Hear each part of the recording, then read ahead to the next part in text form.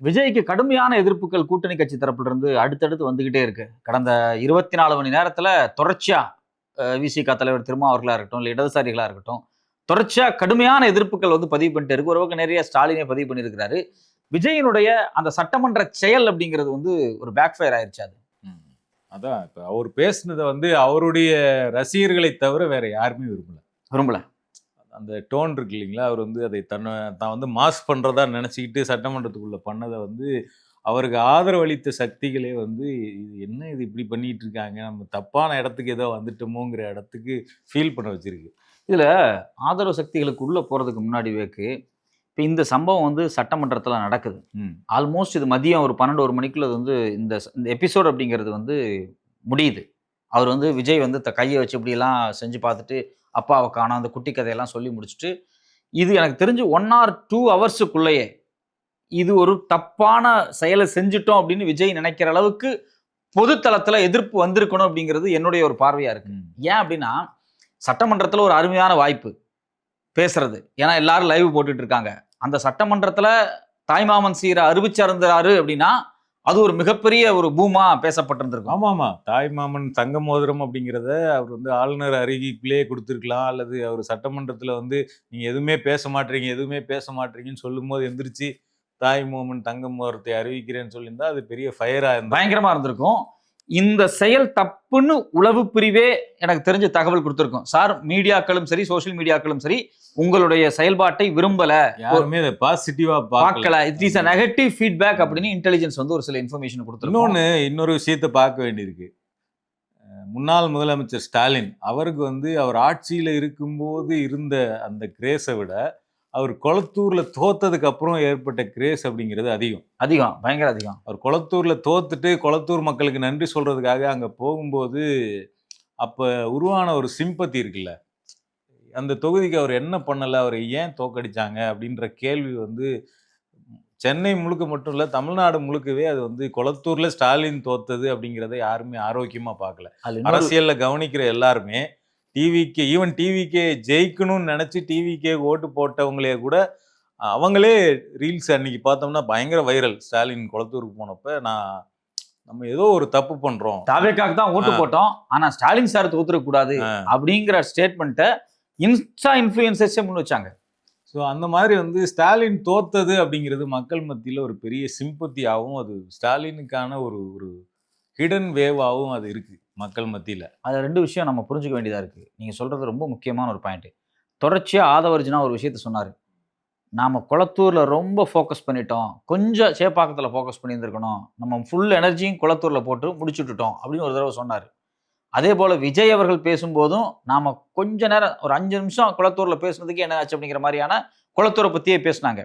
இது எல்லாமே விஜய்க்கு பின்னடைவு ஏற்படுத்திட்டு இருக்கு. இதுக்கு என்ன காரணம் அப்படின்னா நீங்கள் சொன்னதுதான். அதாவது தேர்தலுக்கு முன்னாடியே ஸ்டாலின் அவர்களுடைய இமேஜ் அப்படிங்கிறது கூட்டணி கட்சி மட்டும் கிடையாது, தமிழ் பொது சமூகத்தின் மத்தியிலேயே ஸ்டாலின் தொடரட்டும் அப்படிங்கிற முழக்கத்தையே திமுக வச்சதுக்கு காரணம் ஸ்டாலின் மீது இருக்கக்கூடிய ஒரு ஹைப். ஆக்சுவலா திமுக தோக்கணும்னு நினைச்சவங்க யாருமே ஸ்டாலின் தோக்கணும்னு நினைக்கல. அதுல இருக்கக்கூடிய ட்விஸ்ட் அந்த ஹிடன் வேவ் நீங்க சொல்றீங்க இல்லையா, அந்த வேவை கொஞ்சம் கூட புரிஞ்சுக்காம சட்டமன்றத்துல வச்சு இவங்க கலாய்ச்சது. இவங்க உதயநிதி அவர்களை கலாய்க்கணும்னு நினைச்சாரா, இதை சொன்னா உதயநிதி காயப்படுவார் அப்படின்னு நினைச்சு கூட அவர் சொல்லியிருக்கலாம். ஈவன் கொளத்தூர் தொகுதியில ஸ்டாலினுக்கு எதிராக தாவேகா விஎஸ் பாபுக்கு ஓட்டு போட்ட மக்களே கூட நம்ம ஓட்டு போடுறதன் மூலமாக ஸ்டாலின் தோப்பாருன்னு நினைச்சு போடல.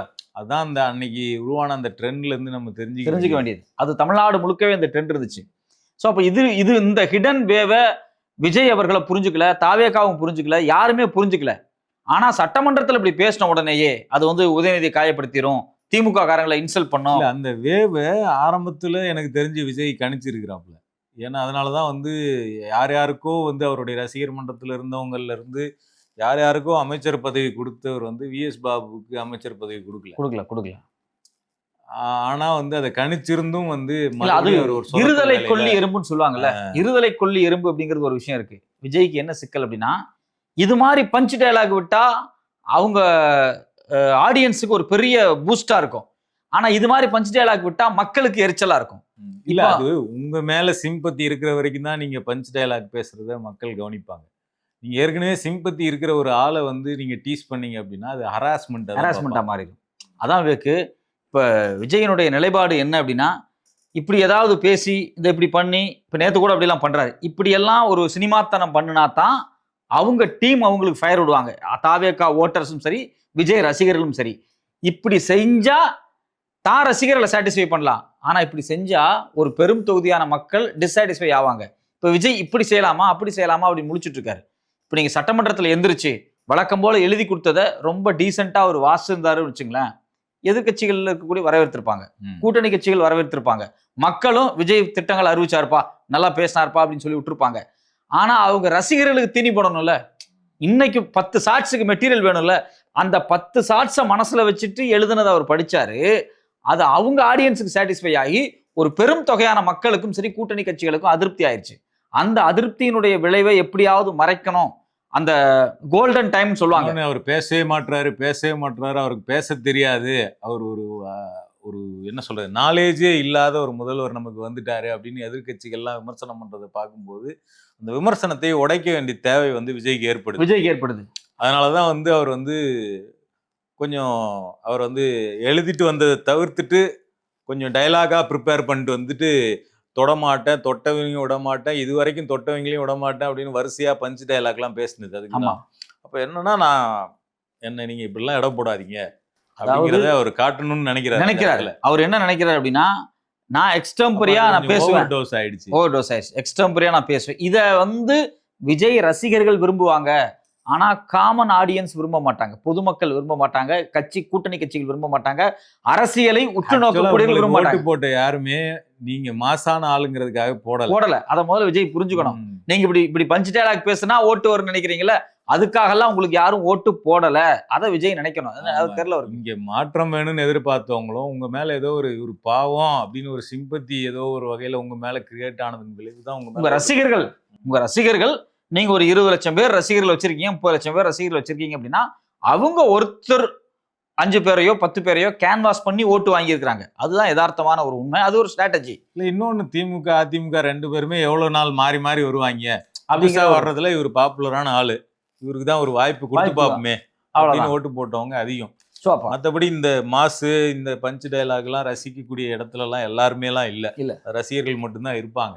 அதுல முதல் எதிர்ப்புக்கு முன்னாடி இன்னொரு விஷயத்தை நான் சேர்த்து சொல்லிடுறேன். இன்டெலிஜென்ஸ் கொடுத்த தகவலின் அடிப்படையில அவர் தாய்மாமன் சீரை அறிவிக்கிறாரு. 2வது மாலையே பாத்தீங்க அப்படின்னா நடிகை த்ரிஷா அவர்கள் விஜய் அவர்களோட இருக்கிற மாதிரியான ஒரு புகைப்படத்தை வெளியிட்டார். முன்னாடி இன்னொன்னு பேச வேண்டியிருக்கு. அன்னைக்கு மதியம் அன்ஃபாலோ த்ரிஷா விஜயினுடைய ப்ரொஃபைலே அன்ஃபாலோ செய்து விட்டார். திடீர்னு ஒரு நியூஸ் எல்லா சேனல்லயும் அது கார்டா வருது. ஆமா, நான் என்ன கேட்குறேன்னா, த்ரிஷா விஜயை அன்ஃபாலோ பண்ணார் அப்படிங்கிறதுக்கு யாருக்கும் நோட்டிஃபிகேஷன் போகாது.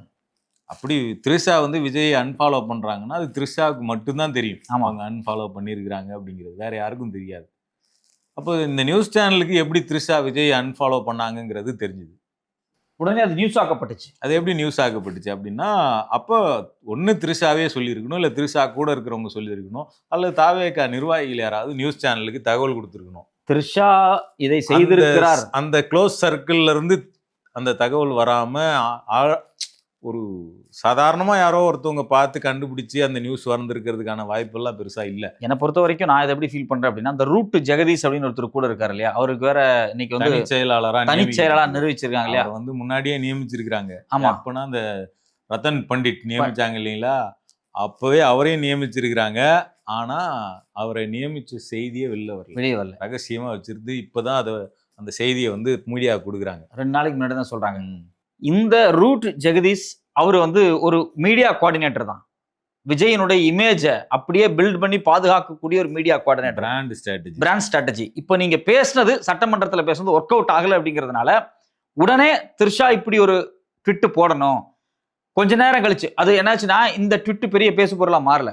த்ரிஷா அன்ஃபாலோ பண்ணது மிகப்பெரிய பேசு பொருளாலாம் மாறல. ஒரு செய்தியா ஒரு கார்டா மட்டும்தான் இருந்துச்சு. இது எத்திக்கலாம் அன்எத்திக்கலாங்கிற டிஸ்கஷன்லாம் நடக்கவே இல்லை. இவங்க என்ன நினைச்சு அதை போட்டிருக்கிறாங்க அப்படின்னா, த்ரிஷாவுக்கும் விஜய்க்கும் சண்டைன்னு இன்னைக்கு முள்ள டிஸ்கஷன் நடக்கும் அப்படிங்கிற மாதிரி தான் அதை செஞ்சிருக்கணும். ஆனா அது ஒர்க் அவுட் ஆகல. உடனே இமீடியட்டா என்ன பண்றாங்க அப்படின்னா, த்ரிஷா கூட பர்த்டே செலிப்ரேட் பண்ண போட்டோவை போட்டு ஒரு கான்ட்ரவர்சி கிரியேட் பண்றாங்க. இந்த கான்ட்ரவர்சி பாத்தீங்க அப்படின்னா ரொம்ப வேகமா டிஸ்கஸ் பண்ணப்பட்டது. முதல்ல விஜய் அவர்கள் சட்டமன்றத்தில் பேசி கை இப்படி பண்ணது, குட்டி கதை சொன்னது விஜய்க்கு ஒரு மிகப்பெரிய நெகட்டிவ் பூம் ஆகும் போது அன்ஃபாலோ நியூஸ் வருது, அது ஒர்க் அவுட் ஆகலை. உதயநிதி ஒரு ரிப்ளை கொடுத்துட்றாரு, அந்த ரிப்ளை வந்து பயங்கரமான மேட்சா மாறுது, சரியான அடியா மாறுது. இப்படி பேசினா இப்படி தாண்டா அடிக்கணும் அப்படின்னு அதுவும் மிகப்பெரிய நெகட்டிவாலாம் உதயநிதிக்கு மாறல. அதான் ரொம்ப முக்கியமான விஷயம்.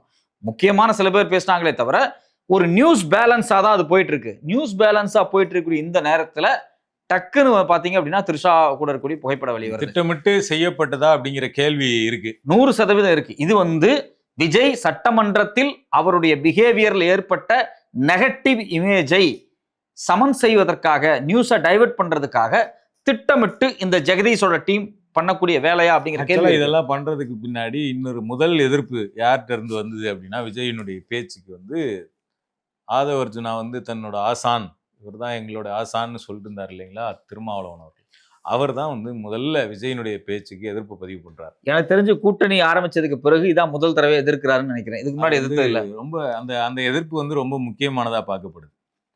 ஏன்னா வந்து நீங்க சட்டமன்றத்துல எப்படி நடந்துக்கணும்னு ஒரு தன்மை இல்லாம இஷ்டத்துக்கு டீஸ் பண்ணிக்கிட்டே இருந்தீங்கன்னா அது சட்டமன்றமா இருக்காது. நாளைக்கு எதிர்த்து அவங்களும் வந்து உதயநிதி பிரஸ் மீட்ல வீட்டுக்கு வந்து ட்வீட்ல போட்ட கேள்வியை சட்டமன்றத்திலே கேட்டிருந்தா சட்டமன்றமா இருந்திருக்காது, கலவரமா மாறி இருக்கும். அப்ப அதுதான் நீங்க தூண்டிக்கிட்டு இருக்கீங்களாங்கிற கேள்வி இருக்கு. அப்ப விஜயை இப்படியே நம்ம ஓடுறதுக்கு அனுமதிக்க கூடாதுன்னு ஒரு கடிவாளத்தை திருமாவளவன் போட்டிருக்காரு. அது ரொம்ப முக்கியமானது. அது ரொம்ப ரொம்ப முக்கியமானது. அது என்ன சொல்லியிருக்கிறாருன்னா, மேனாள் முதலமைச்சர் திரு மு.க. ஸ்டாலின் அவர்கள் நடந்து முடிந்த தேர்தலில் வெற்றி வாய்ப்பு இழந்ததை ஏளனம் செய்யும் வகையில் முதலமைச்சர் பேசியிருப்பது முதலமைச்சர் எனும் பொறுப்புக்குரிய மாண்புக்கு உகந்தது அல்ல என்பதை சுட்டிக்காட்ட விரும்புகிறோம். கட்சி மேடைகளில் பேசும்போது கூட தவிர்க்க வேண்டிய ஒன்றை சட்டப்பேரவையில் பேசாமல் தவிர்த்திருக்க வேண்டும். இனிவரும் காலங்களில் சட்டப்பேரவைக்கான மரபை முதலமைச்சர் எனும் மகத்தான பதவிக்கு உரிய மாண்பையும் பேணி பாதுகாத்திட வேண்டும் என கேட்டுக்கொள்கிறோம். பொழிச்செடுத்து போயிட்டாரு. ஒரு முதலமைச்சருக்கான லாக்கியே இல்லாம நீ பேசிருக்க, மாண்பே இல்லன்றார். இதை விட யாராவது இதை வந்து ஒரு கட்சி தலைவரா நீங்க கட்சி மேடையில கூட பேசக்கூடாது இப்படி ஒரு பேச்ச. ஆனா நீங்க சட்டமன்றத்தில் நின்று பேசிட்டு இருக்கீங்க. முதலமைச்சருங்கிறது கண்ணியமான பதவி, அந்த பதவியின் மரபை மாண்பை தயவு செஞ்சு குறைச்சிடாதீங்க அப்படின்ற ஒரு எதிர்ப்பை வந்து பதிவு பண்ணியிருக்கிறார். ஸோ இது வந்து முதல் ஷாக். அதோட நின்றுச்சான்னு கேட்டா அடுத்தது கம்யூனிஸ்டுகள், இந்திய கம்யூனிஸ்ட் கட்சியை சேர்ந்த வீரபாண்டியன், அவரும் வந்து அவர் பண்ணது வந்து ஏற்கத்தக்கதே கிடையாது. அவர் எப்பவுமே வந்து ஜனநாயகத்தின் மாண்போட தான் பேசுவார். அவர் பேச்சே பார்த்தீங்க அப்படின்னா ஒரு விதமான இன்க்ளூசிவா இருக்கும். அவர் ஆர்எஸ்எஸ் காரர்களை கூட ரொம்ப கடும் சொல்லி பயன்படுத்தாத ஒரு நபர். அவர் வந்து இன்க்ளூசிவா பார்ப்பார். அவர் வந்து இந்த விஜயினுடைய பேச்சை ஏற்கத்தக்கதே கிடையாதுன்னு சொல்லியிருக்கிறாரு. அதே மாதிரி மார்க்சிஸ்ட் கம்யூனிஸ்ட் கட்சியினுடைய மாநில செயலாளர் சண்முகம், அவரும் இதெல்லாம் இப்படிலாம் பேசக்கூடாது, இது ஏற்கத்தக்கது இல்லை அப்படிங்கிறத சொல்லியிருக்கிறார். பட் இவங்க ரெண்டு பேரும் வந்து ஏதோ ஒரு வகையில் பேலன்ஸ் பண்ணுறதுக்காக என்ன பண்ணுறாங்கன்னா, உதயநிதியும் அப்படி பேசியிருக்கக்கூடாது அப்படின்னு ஒரு வைக்கிறாங்க. ரைட்டு, அதுவும் உண்மைதானே, கரெக்டு தான். ஆனால் முதல்ல யார் பேசினாங்கிறது தான் முக்கியமானது. நீங்கள் வந்து பிலோ த பெல்ட் போறீங்க அப்படின்னா உங்களை சரிப்படுத்துறதுக்கு சில விஷயத்த சொல்லலாம். எதிரில் இருக்கவங்களும் அதே தான், நீங்கள் என்ன ஆயுதத்தை எடுக்கிறீங்களோ அதுதான் எதிரில் இருக்கவங்க எடுப்பாங்க. நீங்கள் சரிப்படுத்த முடியும், உங்களை வந்து சரிப்படுத்த முடியாது அப்படிங்கிற நிலைமைக்கு வரும்போது அப்புறம் பிலோ த பெல்ட் வேர்ட்ஸ் தான் பயன்படுத்துவாங்க. ஸோ உதயநிதி அவர்கள் எதிர்க்கட்சி தலைவர். எதிர்க்கட்சி தலைவரை விட அதிகமான பொறுப்பு ஒரு முதலமைச்சருக்கு இருக்கு. இல்லை, உதயநிதியுமே அதை சட்டமன்றத்தில் பேசல. அதான் ரொம்ப முக்கியமான பிரஸ் மீட்ல தான் பேசியிருக்கிறாப்ல. பேசல. இருந்தாலும் பிரஸ் மீட்லயுமே பேசியிருக்க முடிக்கூடாது. பட் நீங்க என்ன எதிரி என்ன ஆயுதத்தை எடுக்கணுங்கிறத எதிரில் இருக்கவங்க தான் தீர்மானிப்பாங்க. ஸோ அதனால அது அப்படி ஒன்று இருக்கு. அதுக்கு அடுத்து இப்படி 3 பார்ட்டியும் கண்டனம் தெரிவிச்சிருக்கிறாங்க. இதுல முத்தரசன் இருக்காருல்ல, அவர் ஒரு படி மேலேயே போயிட்டார். பித்துக்குழி அப்படின்ட்டார். அதாவது அவர் வந்து டைரக்ட் அட்டாக்கே பண்ணி எங்க காணோன்னு தேடுறாங்களாம்.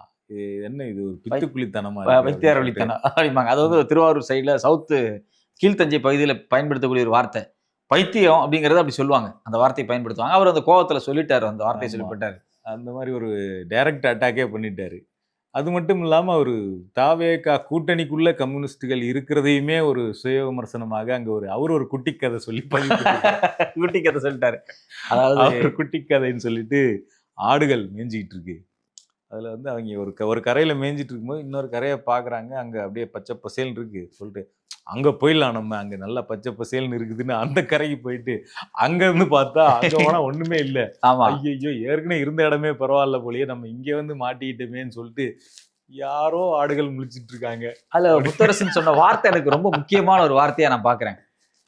முதல்ல ஒரு குதிரை போய்க்கும், அந்த குதிரையை தொடர்ந்து ஆடு, அப்புறம் மாடு, அப்புறம் மாடு, அப்புறம் மொத்த மந்தை அப்படின்னாரு.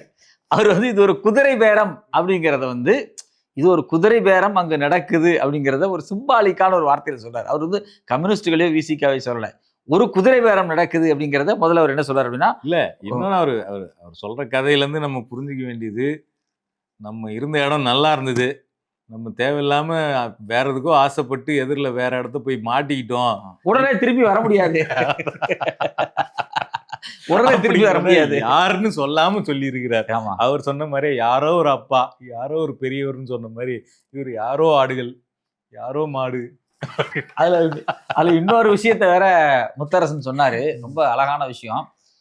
போன வருஷம் இந்நேரம் மேட்டூர் அணை திறந்தாங்க, தண்ணி வந்துச்சு, முப்போகம் விளைஞ்சுது, நல்லா இருந்துச்சு.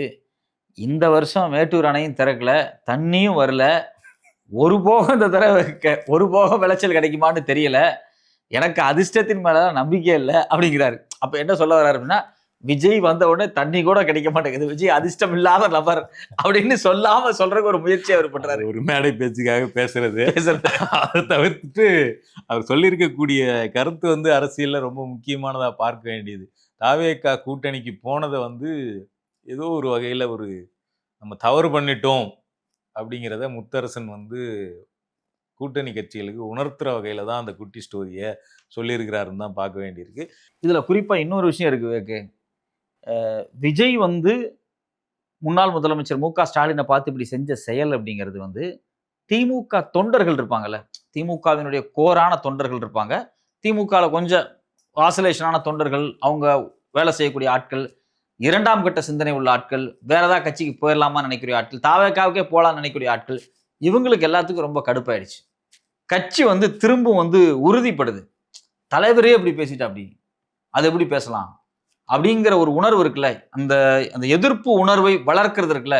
ஒரு எதிரி வந்து தன் கட்சியவோ தன் குடும்பத்தையோ அவமானப்படுத்தும் போது அந்த குடும்பம் இன்னுமே ரொம்ப இறுக்கமாகும், ஸ்ட்ரென்த் ஆகும், பாத்துரலாண்டா அப்படிங்கிற ஒரு ஸ்ட்ரென்த் ஆகுது பத்தியா.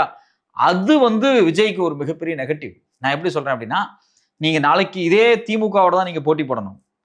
திமுக ரொம்ப லிபரலாகவும் லூஸாகவும் அவங்களுக்குள்ள பல கருத்து முரண்பாடோடையும் அவங்களுடைய இறுக்கமா எதிரி தன்னுடைய பலத்தை அறியாமல் தன் பலத்தை முழுமையாக பயன்படுத்தாமல் இலகுவாக இருக்கக்கூடிய இடத்துல தான் நீங்க அடிச்சீங்க. இந்த தேர்தலே அப்படிப்பட்ட தேர்தல் தான். இப்ப நீங்க உங்களுடைய எதிரிய உங்களுடைய தவறான செய்கையால் அவர்களை நீங்க வந்து பலப்படுத்துறீங்க. இந்த பலம் உங்களுக்கு மிகப்பெரிய நெகட்டிவா போய் முடியும். Politically what Vijay did is wrong, அவருக்கு மிகப்பெரிய ஆபத்து. இது வந்து இத்தோட நிக்காது. இதெல்லாம் புரிஞ்சுக்கிற ஆட்கள் கிடையாது விஜயோ இல்லை வந்து அந்த ரூட்டு குரூப்போ. இவங்க வந்து விஜய் ஃபயர் ஃபயர் ஃபயர். இப்போ ஒண்ணுமே இல்லை விவேக்கு, சட்டமன்றத்திற்கு மாண்புக்கு உட்பட்டு விஜய் சட்டமன்றத்திற்குள் பேசினால் அது செய்தியே கிடையாது. அதை அவங்க ரசிகர்கள் விரும்ப மாட்டாங்க, அதை என்ஜாய் பண்ண மாட்டாங்க, அதை ஃபயர் விடுறதுக்கு ஒன்றும் இல்லை. அப்போ ஃபயர் விடுறதுக்கு நீ ஒரு மெட்டீரியல் பேசித்தான் ஆகணும். இப்படிப்பட்ட மெட்டீரியல் நீங்க பேசுனீங்க அப்படின்னா மக்கள் உங்களை விரும்ப மாட்டாங்க. அதனால விஜய்க்கு ரெண்டு சிக்கல் ரெண்டு சைடு கத்தி இப்போ வந்திருக்கு. ஒரு பக்கம் மக்கள், ஒரு பக்கம் ரசிகர்கள். ரெண்டு பேர்ல யாரை சாட்டிஸ்ஃபை பண்றதுன்னு தெரியாம விஜய் வந்து அல்லாடிட்டு இருக்காரு. அதுல ஒரு பெரிய மிஸ்டேக் வந்து பண்ணியிருக்கிறாரு. அதன் விளைவை அவர் சந்திக்கிறார்.